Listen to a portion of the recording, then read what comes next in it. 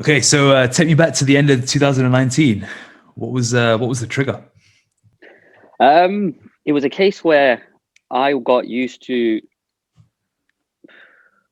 being who I was, going out most of the time with friends and family, and kind of got used to being the estate agent and having the social social meetings with friends and clients. So that I got carried away with it with regards to not being fresh the day after, having too much alcohol, and then having the domino effect of everything pretty much going down. And it was a case where my wife and my dad were like, right, where are you going with what you're doing? And everyone thought it was the norm, and I was the go-to guy to kind of, if anybody needs to go out or have a good time, he's always going to say yes. And then now looking back at it, that was a case where, right, that I need to I need to I need to find my right path. Um, and then another thing was where I kept listening to you, the way you were speaking, and I didn't understand what you were doing, to be fair. And only after I joined, I knew that why it's working. So when you say that the physical is the vehicle, I honestly thought, what does he keep going on about? And then when I start kind of went into your like ecosystem, uh, I thought, oh wow, I know what he's on about. This is, I need to go deep down into the core of why I should be joining the program. My main thing was I want to look great and I need to stop drinking alcohol. That's it. There was nothing to do with what I think I'm going to be talking about, and the advantages of being on this journey So from what as of was today. what was the trigger though? Like, what was the moment where you thought, Enough's enough"? When my wife kind of said, "You're if you don't behave the right way, looking after our kids, financial aspect, I can give you what I want," but she goes, "I don't want that, because I need your time and be the right husband and be the right father." And that's when I thought, whoa, okay, fine. This is where I've hit a wall, because I know how to run a business. I know how to be the nice guy, the funny guy. But then when it comes down to being the good husband, father, that I know I can be, I wasn't doing it then. So that's when I hit kind of ground zero, and I thought, right, I need to take a change on the whole aspects of actually seeing life as it were. Was it the first time she'd ever said it to you? Mm. It was the first time. So she never mentioned Yeah, I it mean, before. that's serious. Before she was like, yeah, then I'm like, okay, fine, you know, this is I can get away with it. But no, it was a case where it's you've hit a wall and you need to do something about it. Yeah. And what was going through your mind? Like, what were you thinking at that point? Because I've known you obviously for pretty much all my life, and Yeah. I've seen a massive change in you in the last sort of 12, 18 months, and I never could have thought that you'd have turned it around like that. So for me to see such a drastic, almost immediate 180, it must have been something really like that hit you inside to think, okay, I need to really change now.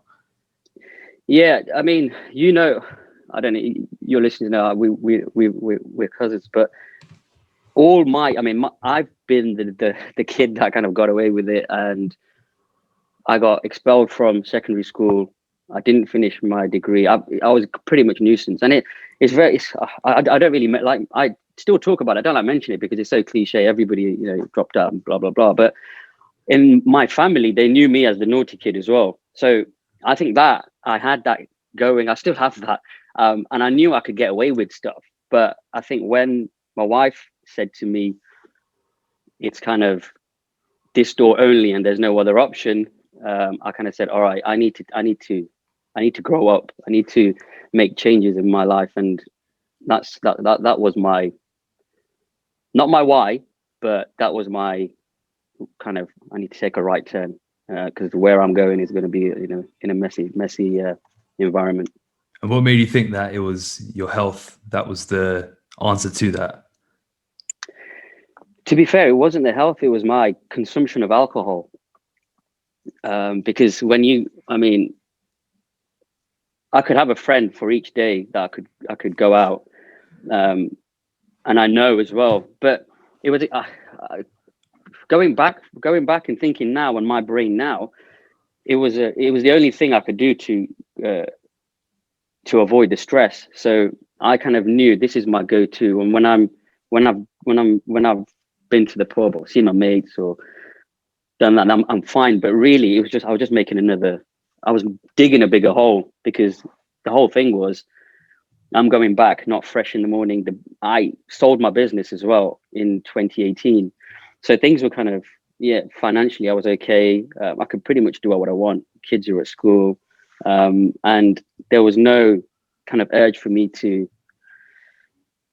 I had no strict barriers. And that's what I've always been grown up to, whether that's my dad telling me what to do, my mom telling me what to do. And I always had that. So now I kind of thought, right, I need to basically get on with my life and make sure I'm the leader the right way, not the guy with the business is doing well for himself. That's what the public found. But deep down, I needed to focus on myself.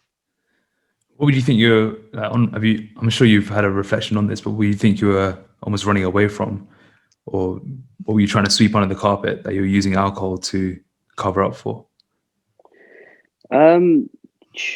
It's just a case of, like, I ran a business and I'm trying to keep everyone happy. So, and I come from it was a case where I don't want to show people that I couldn't handle it, handle pressure, handle staff, finances. And I think my go-to thing was, I know Friday I can think about, I can forget about it.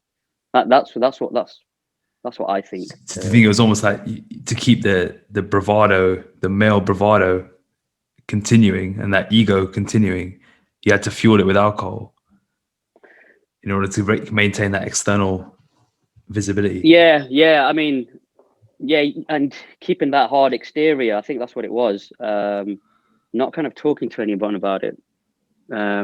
I to be fair, I've got a good friend circle. My two, three friends that I talk to on a weekly basis, I pretty much say this is what's going on, and we help each other. But then it's a thing where, well, anyway, let's talk. It doesn't go deep. Yeah. And I still can't.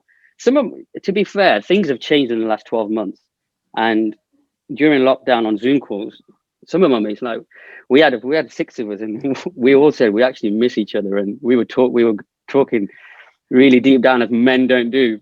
And then we did say, well, this is how we should be talking, instead of just having that male provider, what you're saying. But yeah, I think it is that cliche, and I just wanted to say, right, I'm the man, I'm the entrepreneur, and there's no flaws, let's say. So yeah, my go-to thing was that. And looking back at it, I'm glad I had that massive issue that I did have in the late 2019.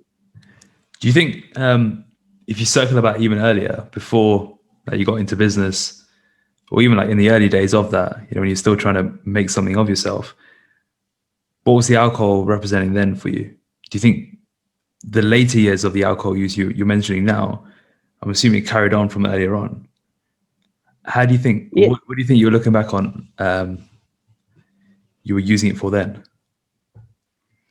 Well, when you start, I mean, we used to have crazy times at college and then university. And like I was talking to you before that, I didn't finish university because it is because of, like, I wanted to be the man, or I didn't care about education. It's just about being the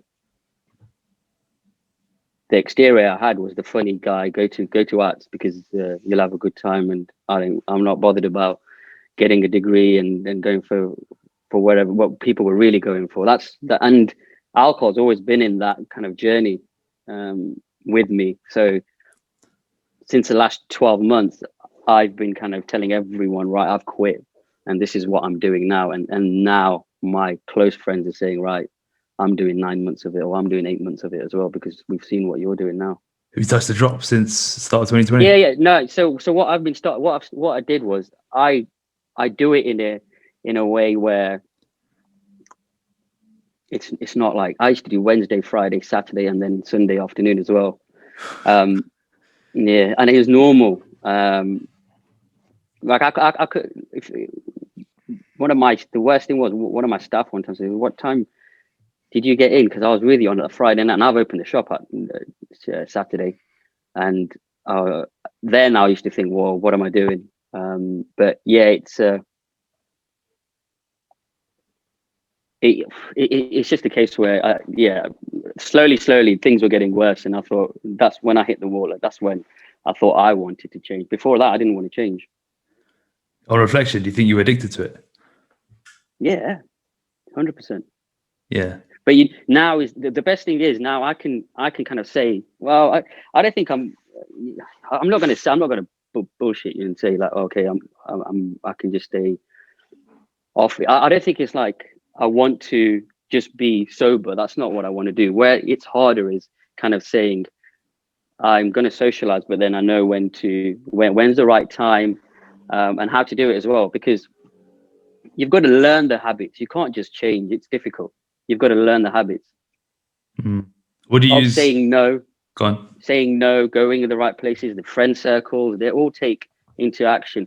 What now? Mine, I mean, everyone does a vision board and stuff, and which I'm learning from it as well. And if I do need to stick to the law of attraction, then I need to have it in my brain that, right, I'm not doing this, and I'm going to be doing this instead, for me to have a successful, journey, life.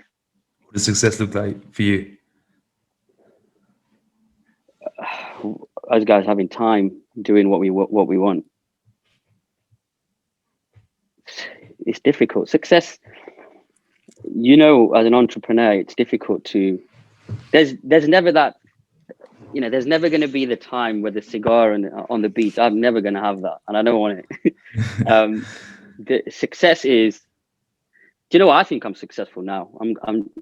I think where I am at with my time, family, where I am as of today. We were speaking, myself and Chrissy, my wife, we were just talking about, we can switch the phone off. We can work at our own times. We're choosing the clients that we work with. We have 2-3 other different businesses, and we can speak to them, and it's fun. So success is not like, oh yeah, when I'm 50 years old, I have this much and that much, and I'm going to be on a business class flight. Now, I think I'm content at the minute, but there's so much more I want to do in my life. Yeah. When do you think that shift happened to you? Because we all know at the beginning, you always think there's that elusive there. Then we realize every time we get to that elusive there, it's like, well, that was an anticlimax. What's the next elusive there? It's a constant anticlimax. So when did you shift off that almost roller coaster?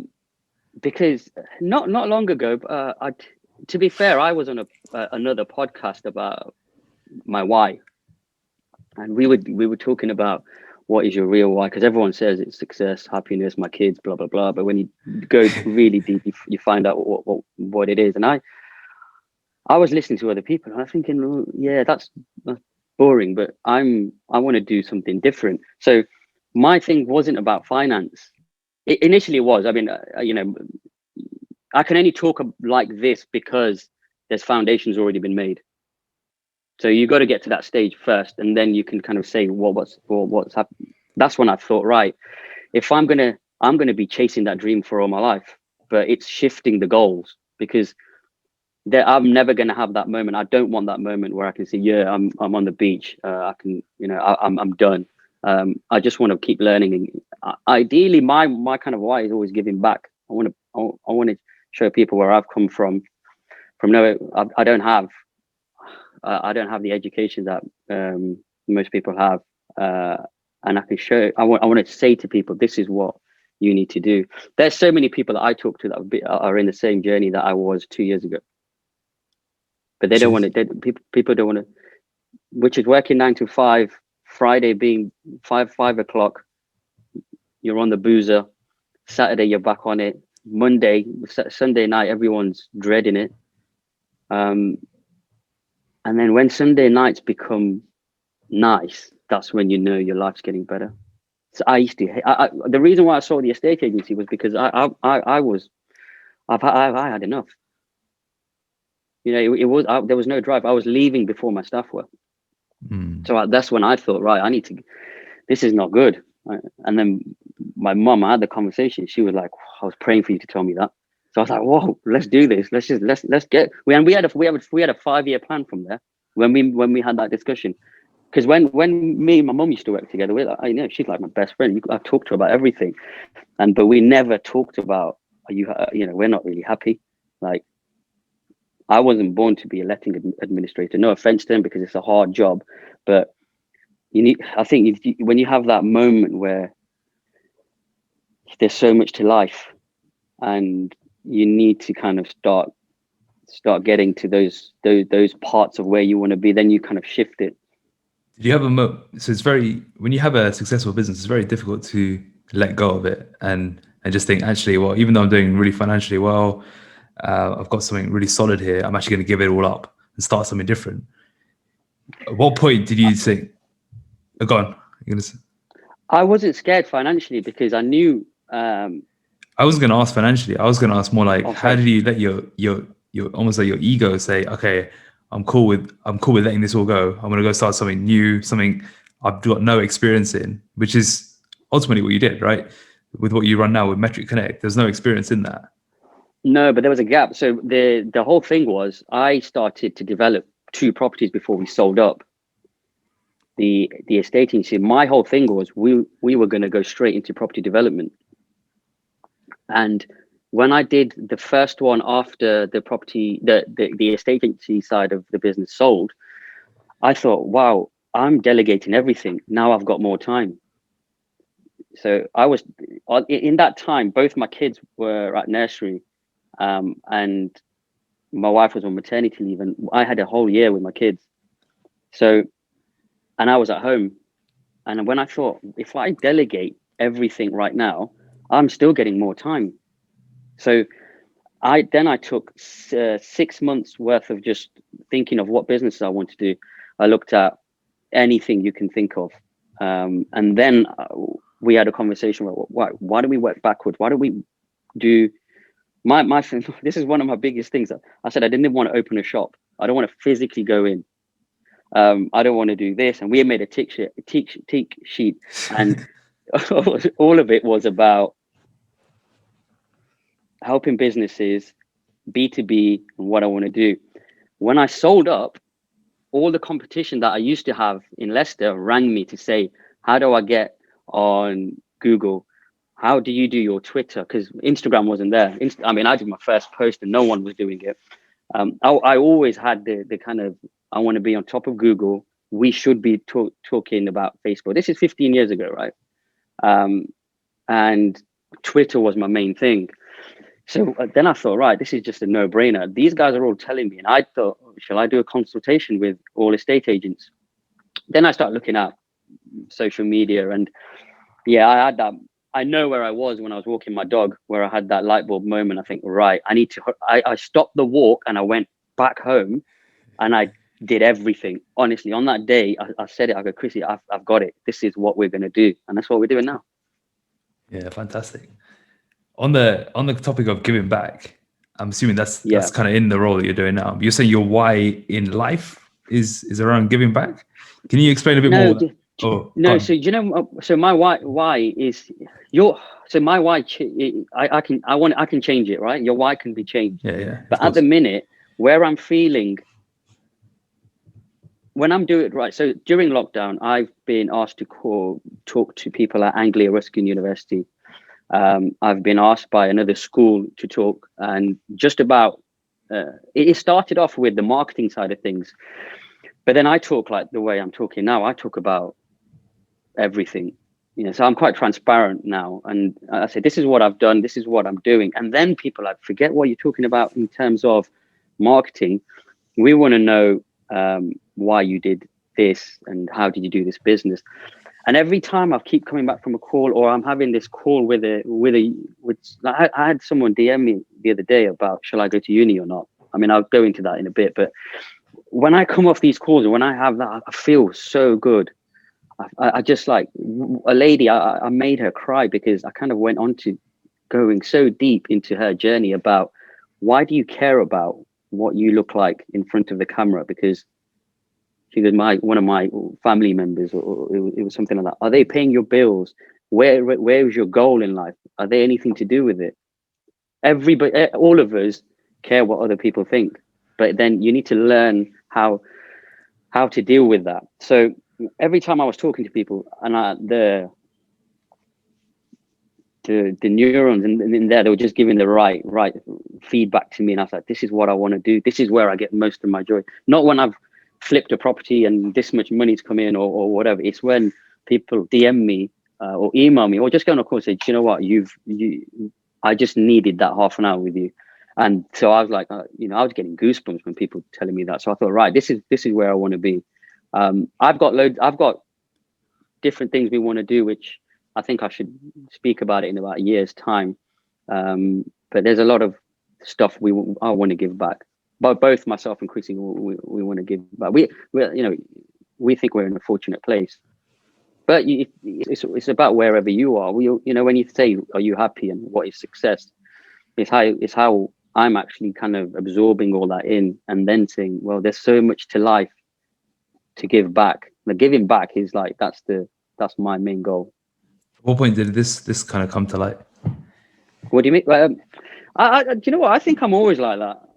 I think I've always been. When did you know though? Because you said you only really started.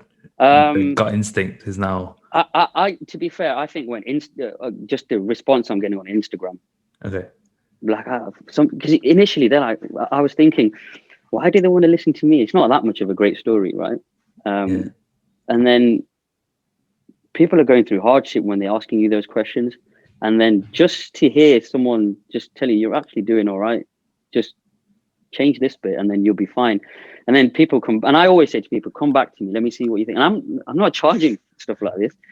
Like so many people like, I've gone in on an Instagram DM and voice notes and blah blah. They're like, you're not charging me for this. I go, if I'm helping you, done. If you're taking the piss, I would charge you. But if someone's genuine and they want something and they just need that, push, then yeah, I love it. That's when I start thinking, right, okay, this is where I want to be. So on reflection, do you think people should go to university? If you're speaking to an 18-year-old, what would you tell them? Yeah, so my whole thing is like, look how many courses there are like now, and like the whole system, it's all been, the industry is just telling people to pay for university fees. Your job is to work 9 to 5, to go Friday night, Saturday chill, Sunday stress, work for the system. Now, my whole thing is, if you've got the knowledge to actually, if I was running the place, there would be doctors, nurses. If you physically need to learn how to do your job, then fine. But if you're the type of guy that's not, because we've been put into a school where everything's been taught, whether you're big, tall, small, short, whatever it is, we're taught the same thing, but we're all different. We all have a different job in life. So when you come to being 18, 19, and you think, shall I go to university? I kind of say, well, if you're not becoming something that's going to earn you pretty much 70, 80K straight away, then there's other things you can do. And then I kind of open the door to say, why don't you try a business? And that's not for everyone, but they can refer it. But there's a certain type of person, and I'm thinking of myself, that did average to bad at university, at college, at GCSE level, and not because they're not educated, it's because they're not happy with what they're doing. That's why they've not had that intense learning. Now, when I want to learn about social media and property, I'm all in because I like it. Now, if you're all in and you're not doing the degree, you'll be doing an online course for pay £2,000 to someone on Facebook, learn that within 6 months, and you've got an industry. But people are not talking about how, well, I think now's good. I mean, when I started the business my mom started the business in 2006 and I joined in 9 months later, no one would help. We didn't have Instagram. Google was it was there, but it wasn't as much information. And now we get help from a good, if your following is good and you've got the right people on Instagram, you're learning every day. We didn't have that. Now people can have that option to say, why don't I learn? And if I'm spending this much money, I'm saving 50, 60 grand, and I can put that into a business. The person that messaged me, I said this to them. I said, if you're just going on a marketing course, I did it within 6 months. You don't need 4 years of that. Not that I'm the best, but I've niched into just social media. I've niched into property, fashion, and fitness. So I've niched into that 6 months. It doesn't take 4 years. But what I did learn at university was life skills. And that's where I kind of say, why don't you start a business where your mates are staying from 9 to what in the day, work on your business from home. And when you want to have that social life, go with it. Don't listen. I mean, we used to learn on me and a good friend of mine. I remember we always talk about it. We had £6 at university 1 week, and we lived off it. It's certain things like that, paying your bills, washing your clothes, getting ready for that life. You need that. I'm swaying away from it, but when I was in America, for 6 months. That changed me completely when it came down to what's the point me sticking around at university. That's when I came back, I pretty much quit. When my mum started. The independence is probably the only thing, isn't it? When you look back, unless it's independence and the degrees where you have to do it, such as being a lawyer or doctor or nurse or whatever those ones are. But apart from that, even like if I look back on mine, I was like, I'd have probably done better off just getting straight into it from 18.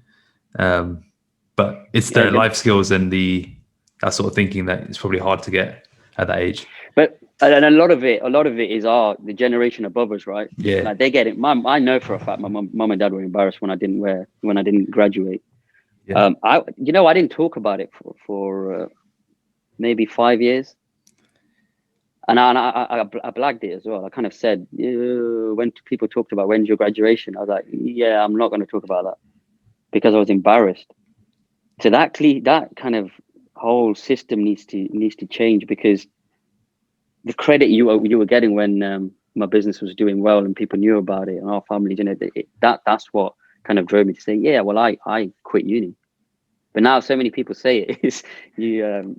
And they've done a good business. You can fit in well, but the generation above were very like, you've got to go university regardless of what you're doing. We just want to tell other people that you're at university, and that I don't think our generation would see that as a problem. No, there's a lot of things that will change from generation to generation. I think career is one of them. The way people handle relationships is probably another one. Yeah. But yeah, there's a lot in that. And the other thing with the whole like dropout is people only mention that now if they've actually done something good after, otherwise they won't be saying it. Yeah 100%. I mean, that's what it is. Yeah. If we shift back into 2019, end of 2019, so you made this decision that I'm going to change my habits, my lifestyle, everything. Talk to us through start of 2020 then. How did that initial transition begin? Well, when I joined R&T. Yeah, how did you find such a different lifestyle, and what was your mindset at that point? Were you like, I'm all in, or were you like resistant to change? How did you feel in those early months? No, I was all in, but I didn't know anything about it. So when you do the cleansing the palate stuff, I was on Ed and I said, Ed, what is this? I can't do it. Like, I love my food. Even right now, Ryan, we had an email to say, let's not bullshit, let's just crack on with it, because I was swinging off the plan. But just getting into that initial stage, I was all in because I wanted to make it work. But I found it I was going gym before, but I didn't know what I was doing. And I didn't have a clue about weighing foods, what to eat and what foods, because this is all about eating clever foods. That's what I think. If you know your calories, then you beat the system pretty much. So your stomach's full, but you've ate the right foods. That's what I think was a game changer when I first joined, because I didn't have a clue because the way you guys do your calories and what we can choose and menu, that felt brilliant. I was like, yes, I'm going to eat this and I'm going to eat this. And then I thought, Yeah, okay. I think 4 weeks afterwards, then I thought, right, this is good because I could see changes, lifestyle changes, as in, oh yeah, I've got to drink this much water and I've got to go to for walks. Right? I mean, when we had that chat on Clubhouse the other day, I was talking about how getting 18,000 steps just made me take my wife, and then where just to give me company. But then we're talking about, right, what should we do for the kids? How should we do this for the business? And then we're like, right, we need to keep walking because this is brilliant.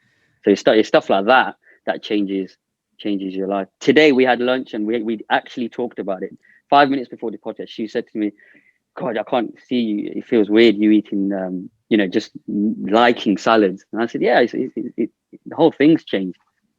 There would been, there would have been a thing where lunch is Mackey's or a kebab or something, eating in the car whilst I'm going on a viewing. So it's yeah. When I started the food was the main thing for me, and learning about the foods.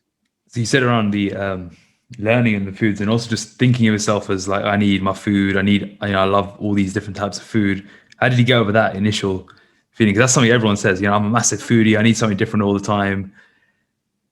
I only think I'm doing it now because I Yeah. still, like, when we were on the fat loss stage, like I didn't have my photo shoot because I think I was about 2 kg off, and we made the decision that, right, let's flow into gaining the muscle. And when I got off that fat loss, I still wanted the foods that I've not had, and I kind of said, well, I'm going to do it because I still want that. The only reason I'm not doing it crazy now is because how I felt after eating all those foods again, and I was like, my stomach, first of all, can't handle it. My like eating sugar and just having a little bit, you don't feel that urge of getting up at 5 or 5:30, and it has a domino effect on that one day and then the other day. Yeah. When you know what good But feels the like, you food can't do thing I'm it. still battling with. Sorry? Sorry, go on. No, go on. The food thing is still like, I'm just about getting there when it comes to kind of saying no to not just the bad food. I wanted to try the bad foods again, but then I've kind of said, okay, now that's stamped in. I don't need that now because I went back. Because you know what good feels like now. Yeah, and it's not just like, there's a massive foundation to good food and how it can flourish for every other thing. I didn't know that before.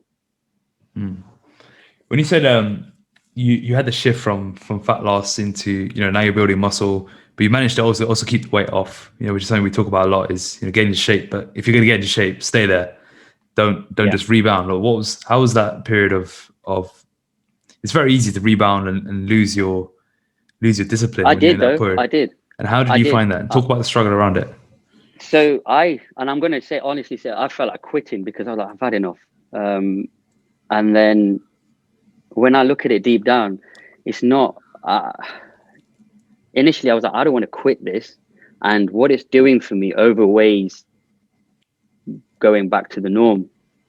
So that fat loss to the current stage I'm on now, I had a month of a blip, and then especially the gyms not being open, it was so hard because I've only got a few weights, and I'm having to change everything. It takes me an hour and 10 minutes rather than 35 minutes when I used to be at the gym, and I thought, right, it really got to me. And then when I ate the foods that I wasn't supposed to eat, I was like, whoa, this needs to change. I need to go back to my plan, my meals, and just having the gyms open is massive. Like it's helped me mentally, just by the timings, going somewhere else. And I didn't want to be at home. That now I'm back on track, and yeah, it's already been 2 weeks, and it's brilliant. Yeah, yeah. But this was Feel good. the shift you made was in August, right? August, September. So about 8 months ago. So like, yeah. So no, it was supposed to be August. I had a blip, and then December I had a blip. But the fat loss stage was the Christmas period. Okay. Okay. How do you foresee your kind of journey unraveling now? What life journey to with R&T? More like we'll focus on your health, and then we can go a little bit wider across. It's a case where having my meals done, when you talked about decision fatigue, is massive. I wear the same clothes every day as well now because it's easier. I'm getting my branding out there. Morning, I know what I'm wearing. I know what I'm eating. But I learned all that from you. They're the small increment changes that I've done that have a massive effect on my life. The journey going is I'm doing the right thing with my health, which is doing the right things for me in every other aspect as well. I didn't know that it did that. It did this, if I'm honest. That's the best thing about it. I don't need to promote you. You can do that yourself. But when I came in, I just wanted to look. I've always had the love. My wife calls it love handles and the beer moves, right? And that's what I needed to get out, as well as the deep down stuff that what I talked about. But when you kind of list your positives when you gain from it, it's massive. It's massive. It's what can be done with your life. And it's small increment changes that if you want to be here and you're here, no one can do that in one instance. There's about 100 things that you need to tweak. Otherwise you would have had it. What do you think some of those are?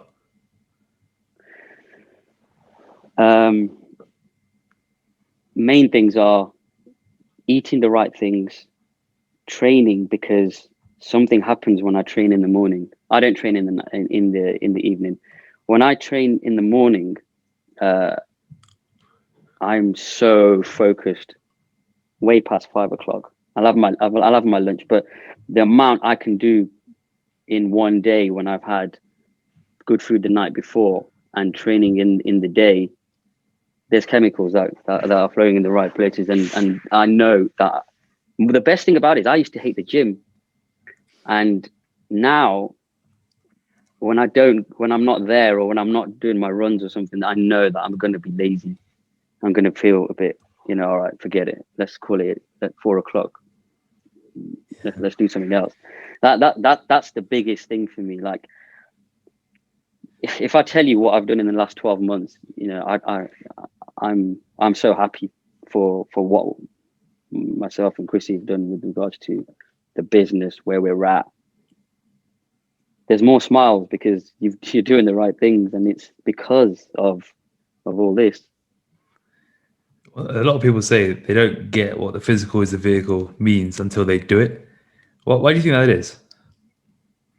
Because you don't. I didn't know what you were on about. Look, I used to laugh at you when you used to come with your Tupperware when you first. See, I'm the guy that took the piss at you. Yeah, you were. Yeah. I kind of said, look, you're doing my head in. Can you come and have a beer with me? And I'm your follower. I'm your I advocate what you do. So I'm the guy that because even my dad, when he said, he used to rip one of your boxes out, my dad was like, Akash, can you just eat, please? And we all used to jump on you, and we didn't know it though. We didn't understand it. No, you opened that. Yeah. And even when you were only starting in 2019, and I still didn't understand what you kept going on about. Physical is a vehicle, blah blah blah. Then now it's because of what I've said. It's the small changes you do with your life that has the positive impact of so many other things. But the interesting thing is, like, when I look back over the last 10 years, because I've had all the social stigmas, especially when fitness wasn't a thing like back in the day. Now it's much more popularized. Back in the day, everyone used to rip me, especially like when I used to come to you guys, I get ripped by them, ripped by you guys.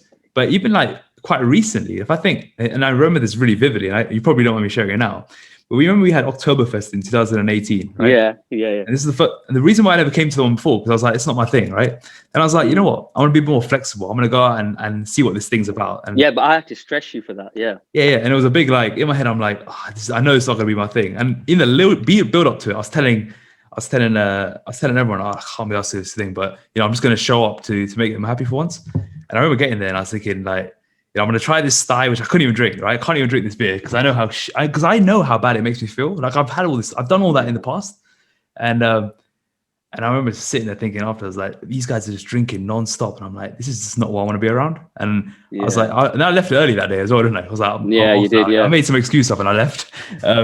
But in my mind, I was like, that's just not what I want to be around, because I knew firstly how it made me feel the next day, but also it just wasn't my flow. Like I'd much rather, instead of spending 10 hours in the day just drinking, I was like, could be doing so much better things with my day. My mentality was that I was the totally opposite.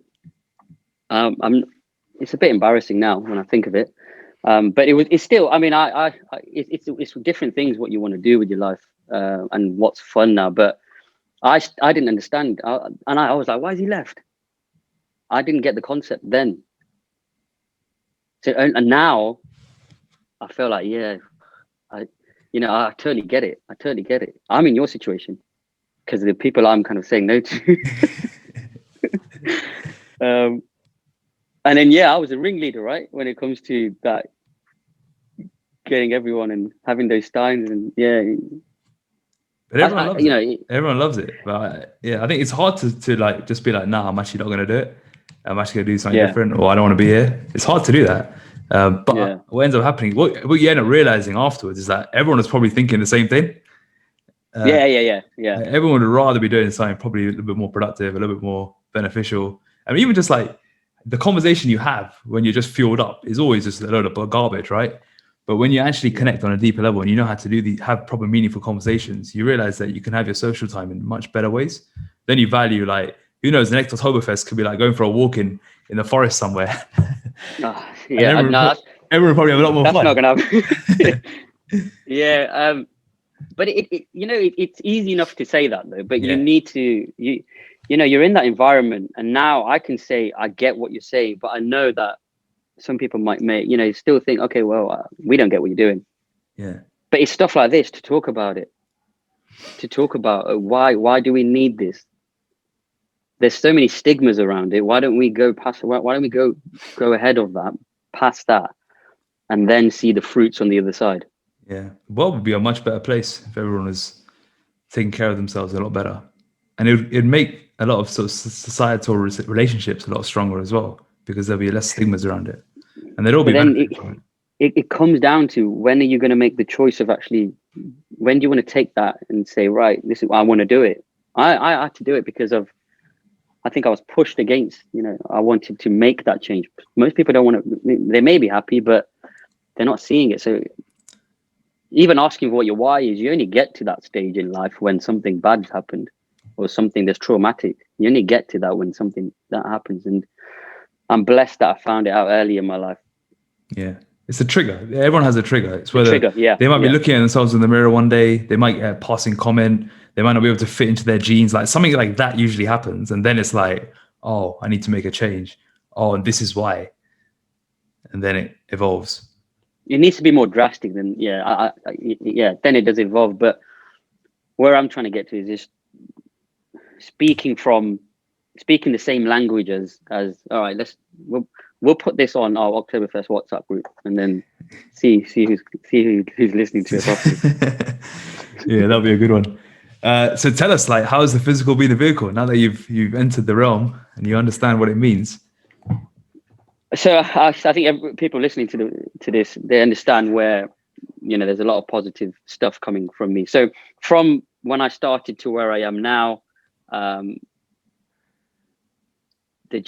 what I've done in the last 12 months is launched my own podcast, launched Metric Connect, which is my social media marketing agency. I've done the biggest property deals I've ever done in 15 years in the last 18 months. And more of it's to do with, I've been hardcore going in on it because I've got the time to do it, because I'm started to wake up at the right times, doing the right things in the morning and in the evening to make sure I'm so productive. It's all about productivity for me. That's what's changed. The tick list, there's not that much hanging around the next day where they're used to. There's actually, right, I'm eager to do it. My body's telling me let's go for it, rather than taking a step back and making excuses for what I used to do before. Now it's all about, right, what can we take on, because this vehicle is ready to pretty much go. Awesome. And if you're talking back to your 18-year-old self, what would you tell him? A lot. I'd tell him a lot. I would say, do you know what? It's a difficult question, because the main thing is, don't care what people think of you, because that's the biggest thing. That's big. That's so big when I talk to people. For me, it was a massive. It was about education, who I am. I mean, my vocabulary is rubbish at the minute, but I'm not bothered about it. I'm talking exactly the way I want to talk, and I don't pretty much care what. Not care. It's just, everyone's opinion shouldn't count. The right opinion should count, and it's how your mechanism can work, and how you can help the way people talk about you, make you feel, and just joining. If I was 18, start getting into, speak to the right people, but to do that, you need to go deep down. If everyone had this journey at 18 years old, you would see a massive difference in society, of relationships, success in their field of work, entrepreneurship. Because 18-year-olds I talk to now know way more than what I knew, because the information's there. It's the right 18-year-old that's going to nurture it and absorb the good stuff and actually do it. You'll see them succeed. And social media right now it can be a double-ended sword. So if you handle it correctly, and you're taking the right information in and not caring too much, then you'll succeed. Just by that, going deep down, when I was doing my videos, I just cared about what everyone would think, but it was the biggest. All my family and friends were like, well, no, keep doing it, and I still cringe at it, but every single time it gets better. And even now, I wouldn't be able to do this before about a year ago. Yeah, definitely not. And then when I started doing my podcast, I was like, okay, people actually want to listen to me. When I started doing Instagram lives, that's 12 months. There's another tick. When I started doing lives, talking to people, I had a call of 170 people. I've never talked to 170 people in my life, but I've got the urge to do it. What do you think the biggest fear around like getting deep on yourself is? Going deep with yourself is? Exposing the truth and actually thinking, wow, you don't want to see, if you made a list of all, you're going wrong, people don't want to see that. They want to hide it or cover it. And that's where the problems are, because they're covering it and then trying to build on top. If you've not got the foundations right, you're going to fall, right? So people, if you need to go deep down and actually expose everything, go deep down, go to the structure, the bone, and then start from there. Then start building your own self.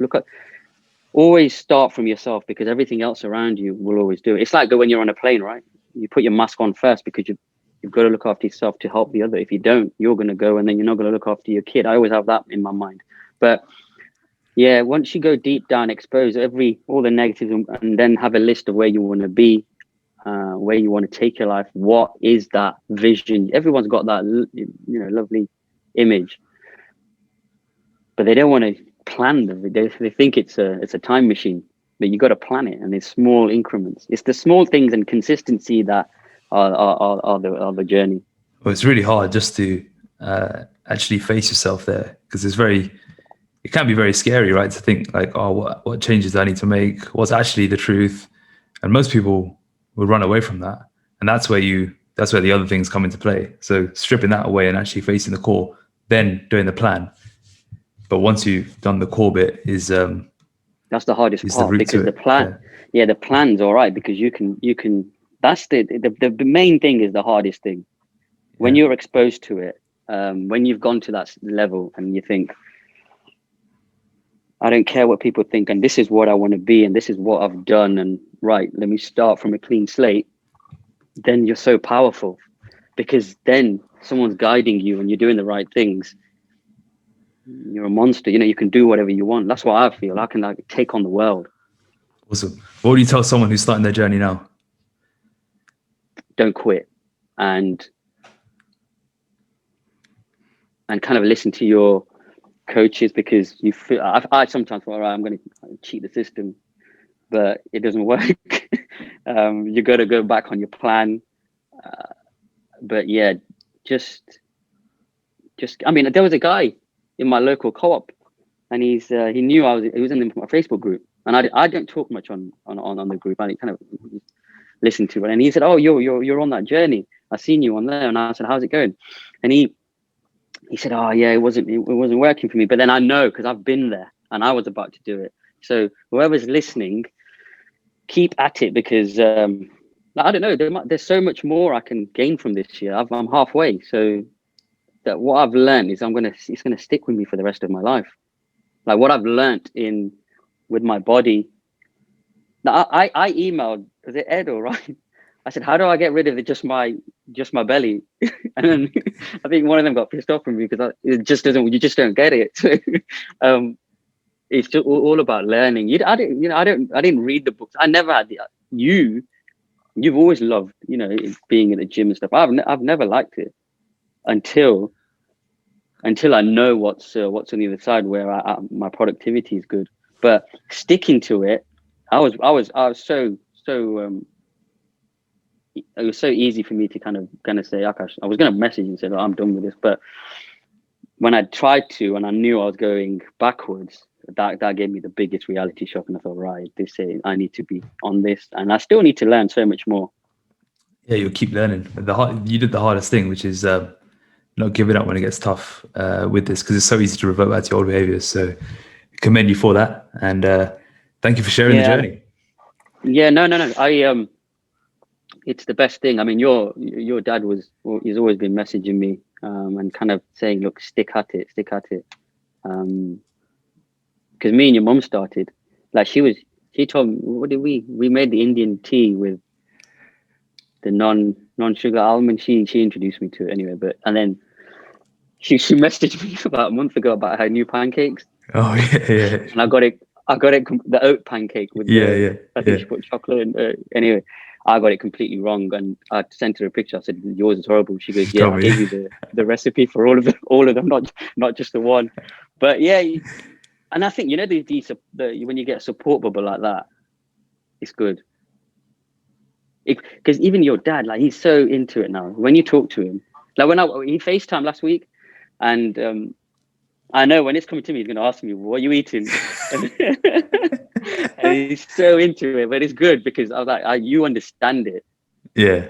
And when someone understands it, and that's why you're part of a group that the people in the group, everyone's there to succeed. When we talk about it, I was talking to your friend that you recommended, and we were both kind of saying we're on the similar path, that you want to succeed in life. You want to be more productive. Your outlook is very much as mine. So maybe that's why we're in the same journey. Maybe that's where we're going as well. Absolutely. But yeah. Awesome. Thanks for sharing your story. No, thanks for having me. And I hope even one person takes something of it, is that there's a lot of positives to be on this journey. And I thank you. First of all, I need to say sorry to you for giving you so much shit previously, but I'm the avatar that when Akash says, "What would you think?" You said, they follow you. First they take the piss, follow you, now they follow you. So I'm the guy, and I'm not embarrassed to say it, because I can see both sides now, and that's where I feel I'm winning in life.